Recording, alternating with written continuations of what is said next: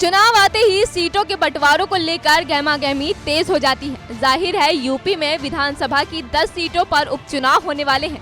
ऐसे में इन्हीं सीटों को लेकर बीजेपी से जुड़ी और यूपी की सियासत की अब तक की सबसे बड़ी खबर सामने आई है। जी हां, सूत्रों से दावा किया जा रहा है कि एनडीए में सीटों के मोलभाव को लेकर पेंच फंस सकता है और ये पेंच जिस सहयोगी दल के दाव की वजह से फंसा है वो है आरएलडी। सूत्रों से खबर है कि उपचुनाव में जयंत चौधरी अजगर की चाल चलने का मन बना चुके हैं।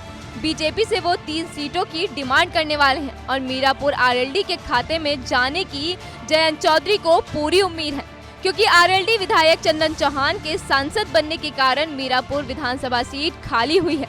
वहीं मीरापुर के अलावा भी उनकी पार्टी 2 और सीट चाहती है। अकेले आरएलडी नहीं, बीजेपी की एक और साथी उपचुनाव से पहले उसकी मुश्किलें बढ़ाने वाला है। वो दल है संजय निषाद की निषाद पार्टी। दावा है कि निषाद पार्टी मिर्जापुर की मझवा सीट अपने पास रखना चाहती है, क्योंकि 2022 में ये सीट उसके पास थी। तब निषाद पार्टी के उम्मीदवार विनोद कुमार बिंदे जीते थे, जो इस वक्त भदोही से सांसद बन गए हैं।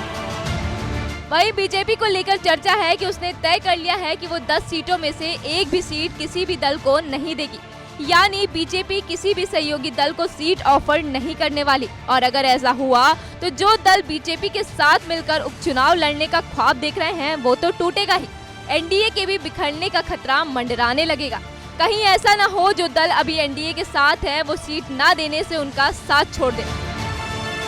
बता दें कि यूपी में लोकसभा चुनाव के बाद 9 सीटें खाली हुई हैं, जिनमें विधानसभा चुनाव होना है।